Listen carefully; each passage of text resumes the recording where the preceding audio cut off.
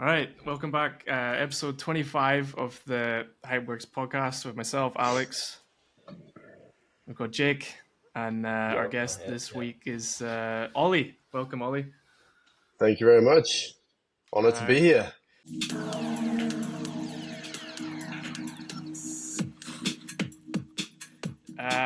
we know who you are. Can you just give us a quick high level kind of bio or who you are and what you're doing?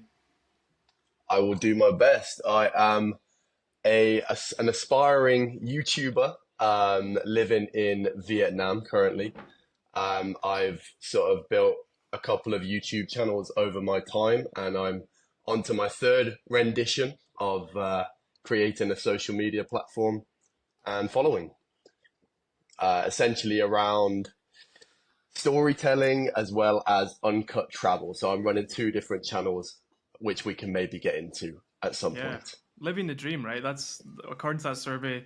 Number one job is YouTuber in the UK or Yeah, such. that's Yeah, that's an interesting one. I think a lot of the people who aspire to be YouTubers might not know everything that goes into it. I'm not complaining. I love my job, but there's probably a lot more than meets the eye. I think you've been yeah, very fair. modest there. I think you've done very well. I mean, we've got to give the audience some context now, Ollie. You've built a few channels. Let's talk about where it began and then how big some of those channels got to and then where you are at this moment in time. So I started making videos when I was about 10 years old. My first rendition of YouTube was a gamer when I was young. I was just throwing up gaming clips when I was young as a hobby, and started generating a decent amount of income by the time I was 16, maybe maxing out at a couple $1,000s a month, something like that. And had over 100,000 subscribers in the gaming space. And then, you grow up, priorities change. I didn't really see the value in what I had, so kind of left that behind. Um, and then when I lived in China, from 2019 to 2022, I built a channel there as well, sort of predominantly around travel and food and that sort of stuff. And since I've left China, I've now on my third rendition of YouTube, as I said, sort of evolving along the way and taking my previous practices and adjusting them to how I see fit going forward. So currently, I'm running one which is very new, which is as I've seen short form content get more and more popular over the past couple of years, I've also noticed there be a hunger for long form, authentic content. So I've basically um, sort of leaned into that and done the most uncut travel videos possible. So they're 1 to 2 hours long. And even I would have, before I researched about it, I would have never thought anyone would want to watch 1 to 2 hour uncut travel videos. Um, but I've had really, really positive results and engagement in the first 2 weeks. I've uploaded 3 videos and they've all sort of exploded and got around 10 to 20,000 views on a brand new YouTube channel and a lot of engagement suggesting that people have a hunger for this long form content style. So I'm going to run with that and see where it goes. I think whilst we're talking about it, you have quite a good strategy, a setup that most people don't have. Our podcast is small, so we're not going to give your secrets away to too many people, but perhaps in the future, people might look back and be like, how did Oli Barrett get so big? So what are the kind of tactics that you're using right now to build your channels and audience? So there are a lot of ways to optimize YouTube videos when you're uploading them, which I have learned in recent years. Everyone sort of talks about the obvious ones, which are title and thumbnail. So it's important to get those as clickable as possible, but without being clickbait, of course. But the one that I've really honed in on is I've noticed that creating subtitles for the video in multiple different languages allows it to then be shown to people who have their YouTube set in different languages. So my first sort of series on this new channel, let's say, is from Japan. And I've auto translated, sorry, I uploaded a transcript of English, and then I used AI tools to sort of auto translate that into multiple other languages.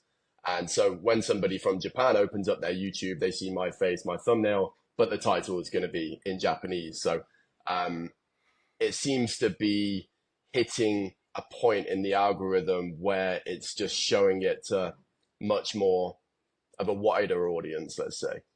And I believe that's helping, because that's something I did not have before, is an audience from countries that were not English speaking.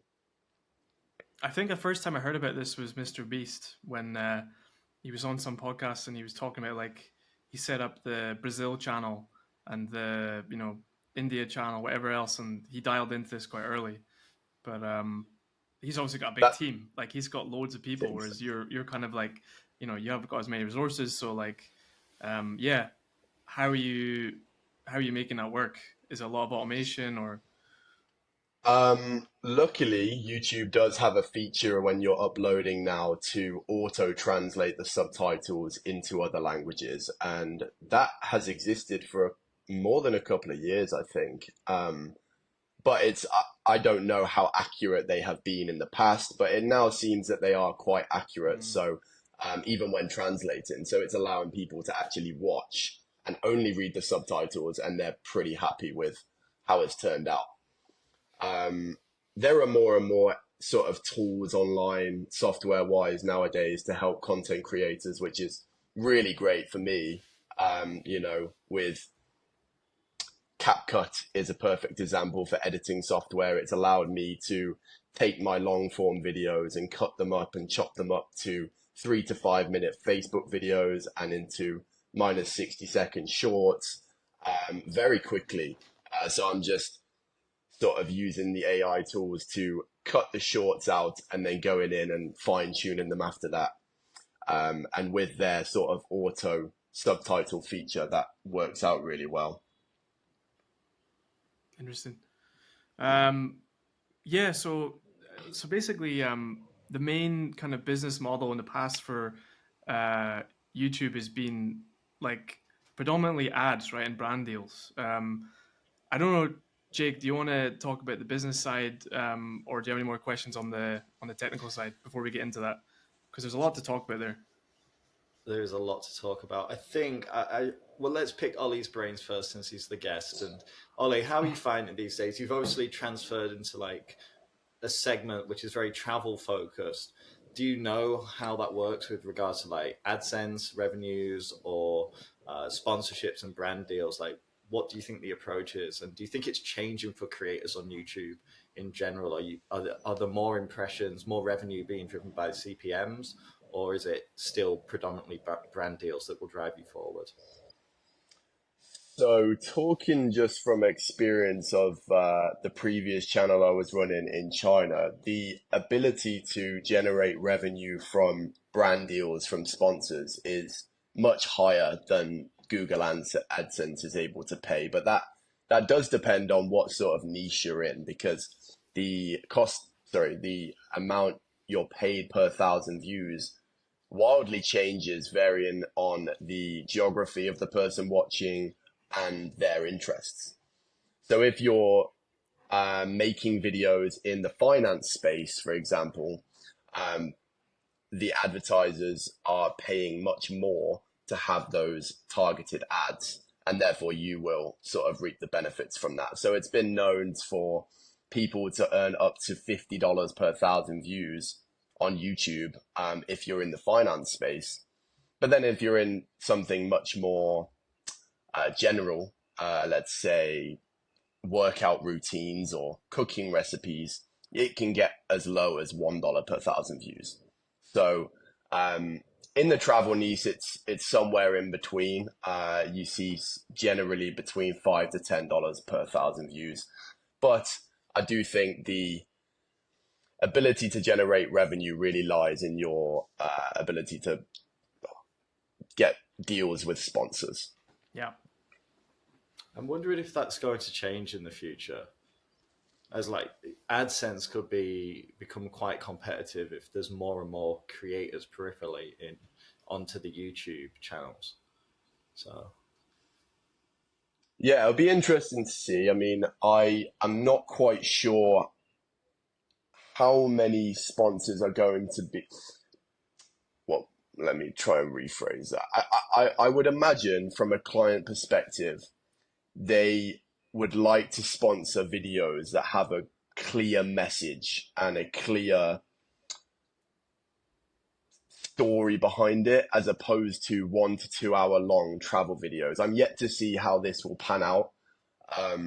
But I think luckily enough, Google AdSense do pay enough for you to be able to live on, at least. Yeah.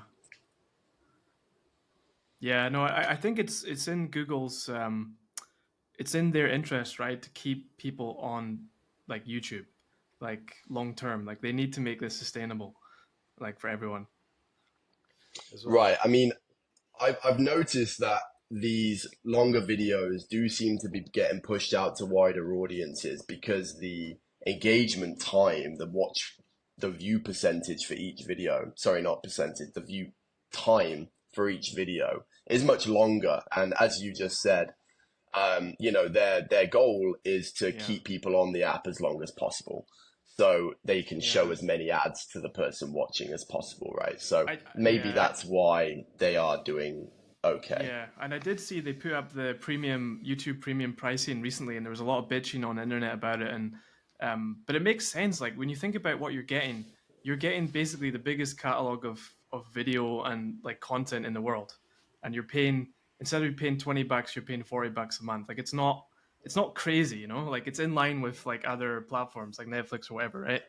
So it makes sense for them to do that. And I would pay anything to not have ads on my no, Exactly. it's definitely worth it, I would say, yeah. Yeah. Um, Yeah, so like again go back to the creative side, like you talk about like longer videos, like how do you like storyboard or like do the creative stuff? How do you script stuff, or do you think far ahead, plan stuff, or is it more kind of spur of the moment? So I alluded at the beginning to the fact I'm kind of split with two different channels at the moment because my long-term goal is to make videos that are more of a story and have a longer lasting impact on the viewer.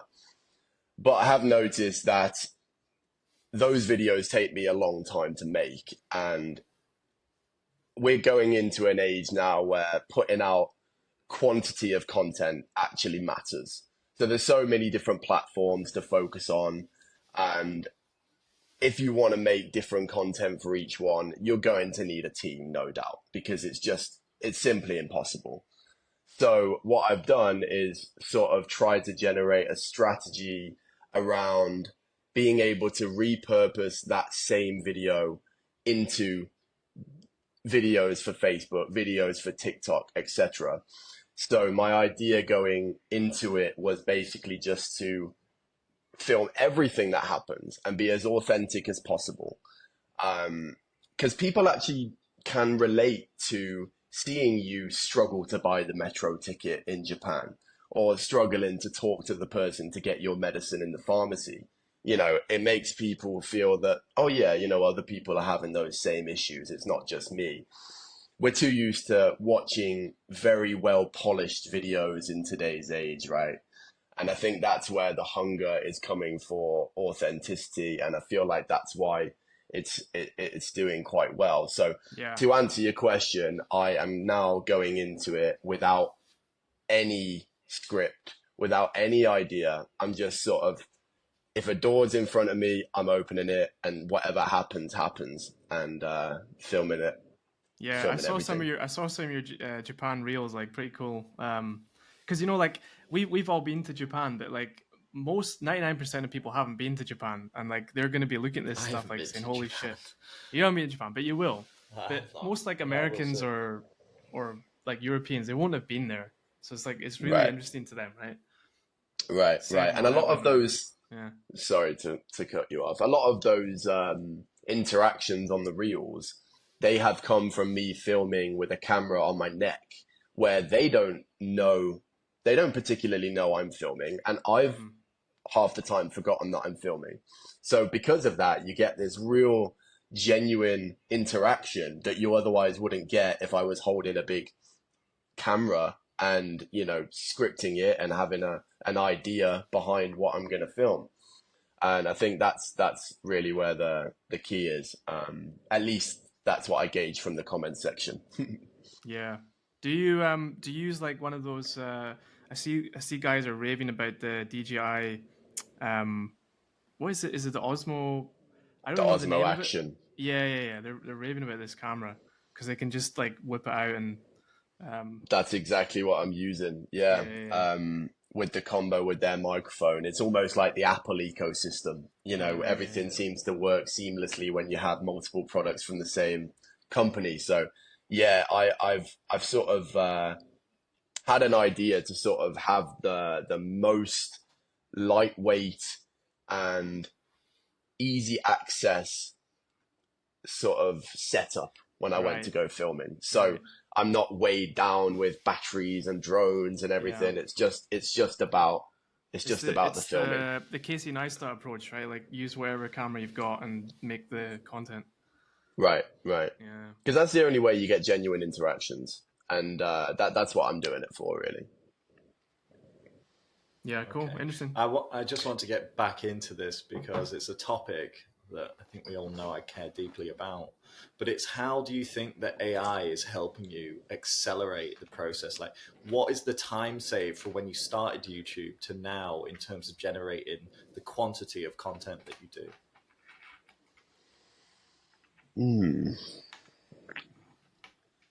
The biggest one I'm using it for currently is to add effective captions. I don't currently believe AI is good enough at taking my long form video and cutting it up into shorts that are good enough, in my opinion.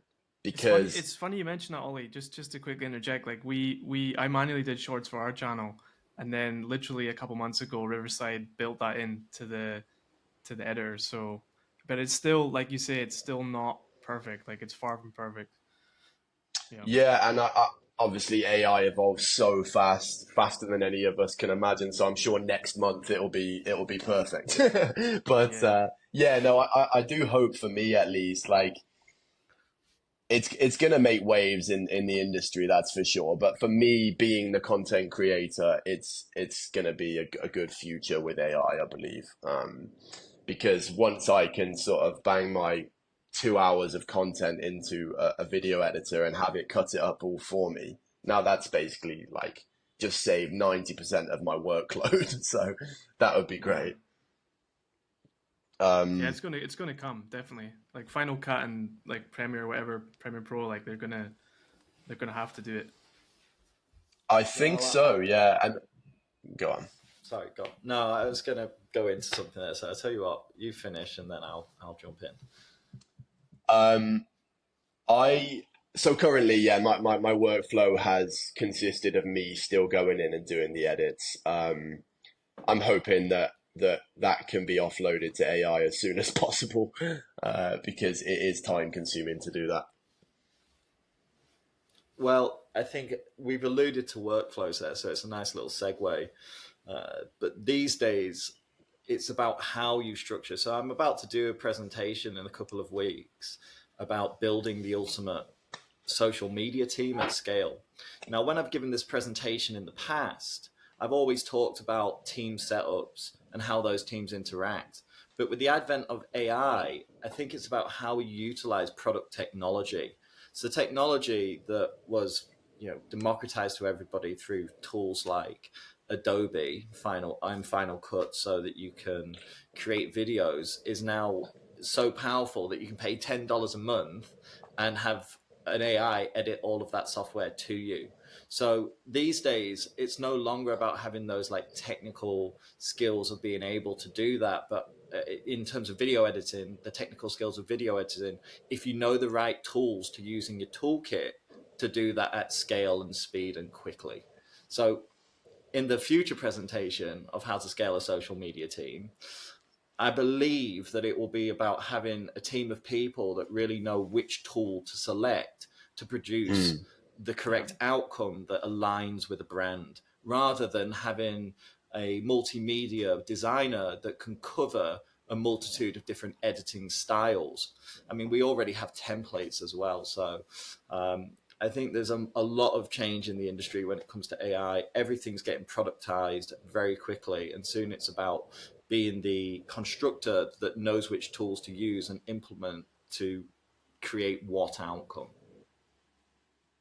That is most certainly true, I think. Yeah.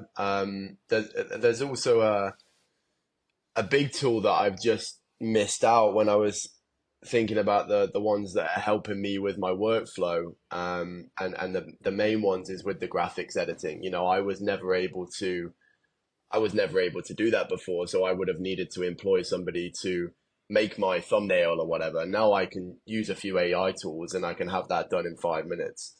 So I'm always Yeah. coming across new tools to sort of explore. Um, but most of them are behind paywalls, so I don't get to the point of actually diving into it. But maybe, That's like you yeah. said, I need to sort of divert my attention to learning about those tools so that I can figure out how to most effectively, you know, create content. I think that's half the battle, right? There's so many of these new tools in the market. It's like, which one do I use? You know, it's Mm. just too many. There's too many to kind of figure out now. Yeah, and that's A where big you one need for to me buy is going to Fizzy. be, go on. Sorry, just plug in my new tool here, Fizzy.io.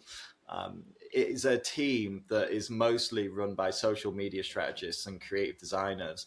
And the way that the team is set up in the back end is not like the traditional social media agency, whereby you'd have a social media manager. Instead, it's more that you'd get a product marketing team that would know which tools to select for what proposals. So if you wanted to outsource a particular style of content, the team would be able to be purchased behind the paywall, but still a product, but it would save you the hassle of knowing which tool, because effectively you're bringing in contractors instead of doing DIY.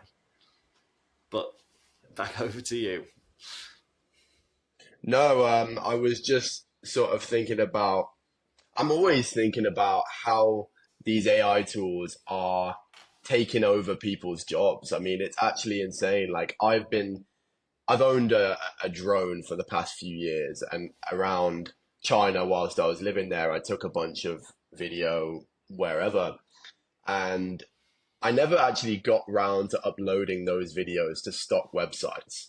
Maybe now firstly, I could have an AI tool help me do that, but I think that may even be pointless in a year or so once video AI tools are so good that they're creating a drone shot just by putting in a bit of text, and you know, Yeah. you've completely erased the person who needs to get the license to fly the drone, to Those. sell Ollie, the did you stock see? Did footage. Did you see the ChatGPT Sora videos? They were insane. Yes, yeah. They were absolutely insane. I literally, that's when And you said that, the drone. That's literally the first thing that came to mind. Like right. they could easily do that. And Yeah. even sort of way more complicated than that at some Oh yeah. point, you know, you can get the most precise shots you could ever imagine. And, you know, that before you would have need actors and actresses and Yeah. a set and all of these things, and camera equipment, people who know how to use the cameras, editors. It's just going to completely transform the industry.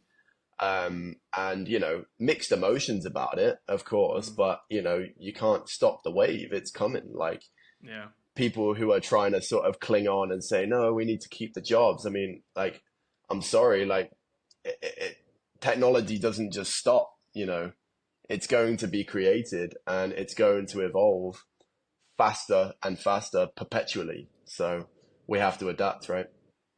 Totally agree. I think you can see that reflected in the job market currently. Before, there would be like sales manager, marketing manager. But if you look at the job market today, you can see that sales manager and marketing manager are effectively combined under a new job title called growth marketing manager, which is a combination of marketing and sales, the sort of how to grow a business. And that's where I think that, back to the contractor analogy, you need a set of tools. You need to know what toolkit to have to achieve the growth, be it sales and marketing together, to reduce headcount. See, there was already two roles there, which have been consolidated into one by the advent of the technology through AI and automation. So I think that we can already see the impact of people losing their job. And if people lose the job and they're your social media manager or your just general marketing manager, and they don't choose to upskill and learn these tools, I think those are the people that miss out. Because before, it might have been about niching down and becoming an expert in a particular domain. Whereas I think now it's about having a broad set of skills across certain domains that can be grouped together through utilization of AI product. Yeah, I mean that certainly makes a lot of sense. Sort of being a more bigger picture strategic sort of implementer rather than being so skilled in a specific area. Switching gears, Ollie. I have this question. Who's some of the YouTubers you admire? And just to preface that, I'm watching a guy right now. You might have heard him, called Kurt Kaz. Yes, He's a yeah, travel. His stuff is just hilarious. Like, isn't I it? love. Oh, Yeah. it's amazing. Like, he's so funny. That guy.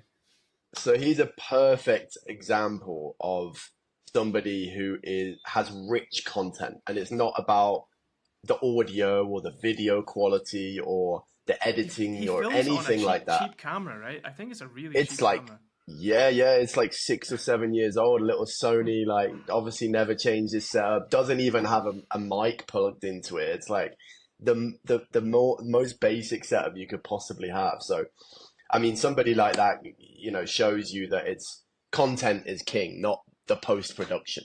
And personality, he's funny. He's an interesting guy. Exactly, yeah. And I would say, to answer your question before, that is definitely one of the guys I'm looking up to when in terms of creating long form content.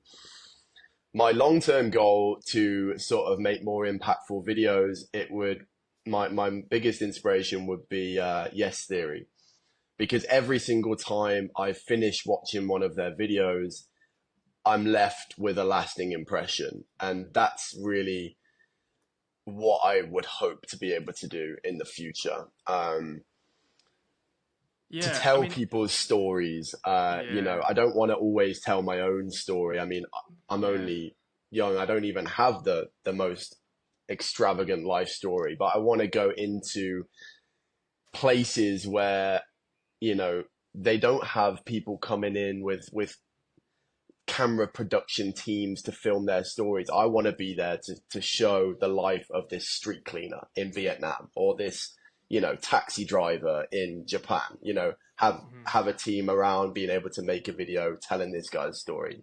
That's like, I would love that. Yeah. And I think people would enjoy that too. I would yeah. enjoy that. I think all of these guys, they balance the creative with the storytelling and the yeah. Even that guy Kirk Kazak, he tells you a lot of stuff, right? He fills you Mm, in on a lot of like the history and the politics, and it's pretty impressive. yeah. Yeah, Yeah. even guys like Yeah. Casey Neistat, same. Definitely, yeah. I had to be really careful when I was filming in Vietnam, sorry, in Japan, because I don't want to come across that I don't want to come across as if I'm an expert and I know things that my audience doesn't. So I'm really trying to film it in a way that's like, I don't know anything. I'm just here to experience it with an open mind and be respectful to their culture or whatever. But these are the problems you're going to run into, perhaps. Whatever happens, happens. Hmm. Whereas he takes more of an approach of like sort of trying to educate the audience, which maybe I can venture into at some point, Yeah. but would need to do my due diligence before that.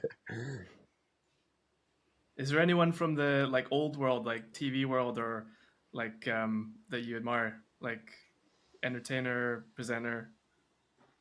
You know what? As I've started to create more, this might not be the answer that you're looking for, but as I've started to create more, I've become much less of a consumer. Um, and maybe that's not great for my ability to see what's working and what's not, but maybe it's just a time thing. But as soon as I stop playing football, for example, I want to watch it. So I sort of tried to switch my mindset into being the creator as opposed to just the consumer. Yeah. I feel like it satisfies me a lot more to create it and put it out there. You've got to have your own voice as well, right? You might get sucked into, like a lot of people copied Casey Neistat, his style. Like they all wanted to be him, right? So that's a big thing. Yeah. I mean, the biggest one with that is Mr. Beast. You know, you saw every thumbnail for the past few years with, you know, a big shocked face, you know, because that's what was working for him. Yeah, it's fair enough. I think there's always that case of testing though now.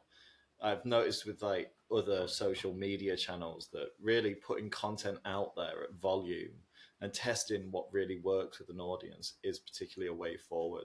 Before, people were a lot more conservative when it came to posting, staying within like brand guidelines. But recently, I think it is about finding content that has that capability to go viral, to bring traffic and eyeballs into the project that you're working on. Yes, yeah. And I do believe that, I don't know if this is just my perspective, but I think as content went through a phase of getting more and more produced, but then since the short form has become so popular, it's totally taken a 180 and gone the other way. And now people see through it. If you create a brand deal and you try to integrate it as if you're not being sponsored, like people really don't like that. They want you to say like, they're paying for this video. I have to do this to make a living. Here's the brand. You know, that comes across much better now to the average viewer than I'm going to pretend like this video isn't sponsored, but here's this cereal that you should buy. Yeah, it used to be ridiculous, right? Some of the integrations, like. Yeah, I mean, people take it to different levels. I mean, I don't know. Maybe when I get a couple of emails through the inbox, I can start thinking about that. I just want to ask, can you guys still see me? Yeah, it's all good. Yeah. Okay. I just want to ask, as we're like going to, you know, move into the future projections part of the podcast, Oli, what do you think the future is for like YouTube and content? What do you think is the most exciting thing on the horizon? AR, VR?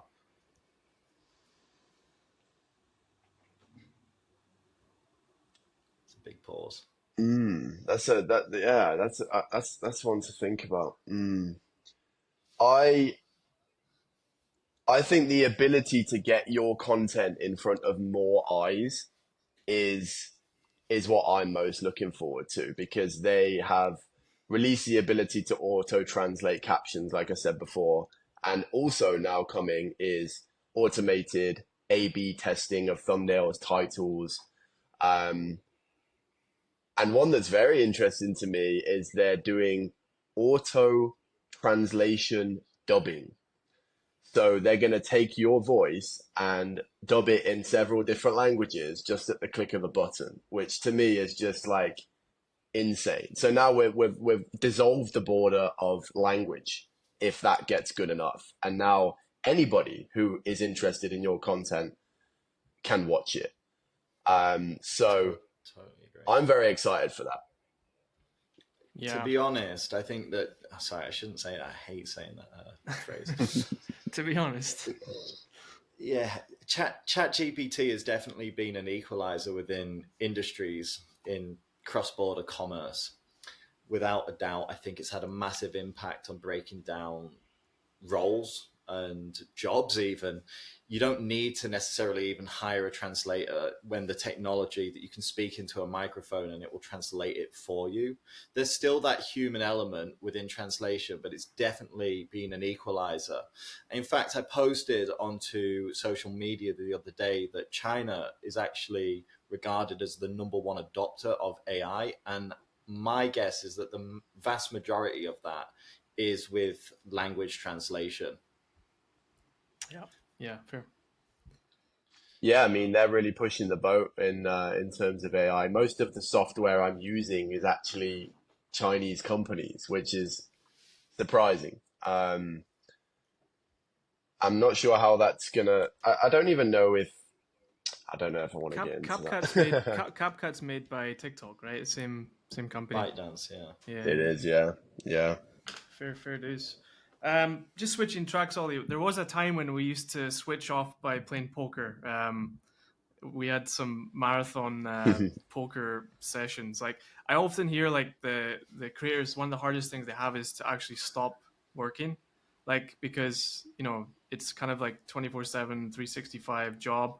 Obviously we don't play poker these days. Like, we've all gone our separate ways in some ways. Like, how do you switch off now, if you can? Wow, that's a good one, because that is rings so true to my current situation. Jake's the same. Jake's a workaholic. Yeah, I really do struggle to sort of separate the two. And I'm trying my best. I've actually recently adopted a new technique of assigning 1 day per week that I don't do anything. Damn, in the calendar. And yeah, well, not so much, but one of the weekend days is nothing to do with content creation. Maybe I go on a date with the missus, whatever, because that's really the only way that I don't feel guilty about not doing something. Yeah. And I think anybody who's working on their own businesses probably can relate to that in some way. Any time not spent on trying to grow the business feels like wasted time. And that's something you really have to contend with. When you have a 9 to 5 job, it's much easier to sort of say, like, these are my work hours, these are my social hours. But it's not so simple when you're sort of trying to build your own thing. 100%.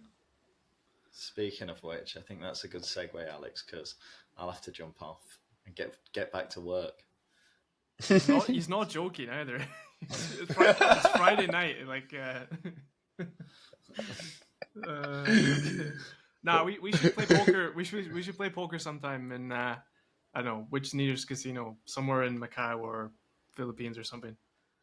Oh, we could get a little online game set up. Well, nah. Let's keep it classy. Let's do real casino. Let's keep it classy. Macau sounds good. Macau is good, man. Let's do it sometime. As long as Jordan doesn't come, I'm happy, because that guy's a shark. He was supposed to be coming to India with me in a couple of weeks, but unfortunately he's not anymore. Good lad.